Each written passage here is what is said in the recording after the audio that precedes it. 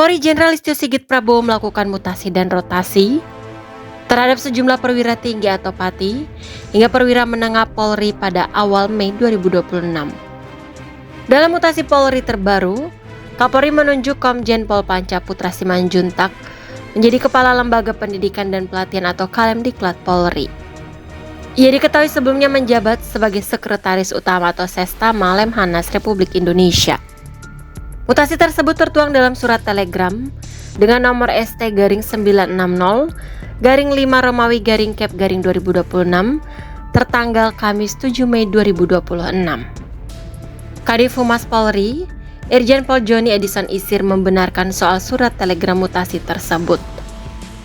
Irjen Joni menjelaskan, mutasi jabatan merupakan bagian dari proses pembinaan karir dan penguatan organisasi di tubuh Polri.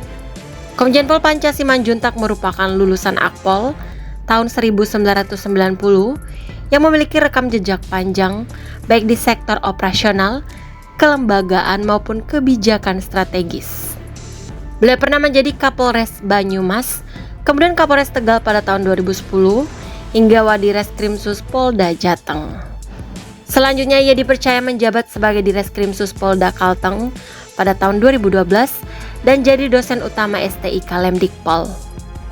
Jenderal Bintang 3 ini juga pernah mengemban jabatan sebagai Wartipidum Bareskrim Polri pada tahun 2017.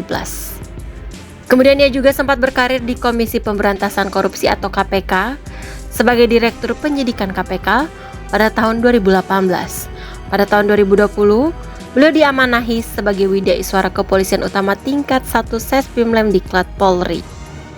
Sebelum akhirnya promosi sebagai Kapolda Sulut pada tahun 2020 dan juga Kapolda Sumut pada tahun 2021.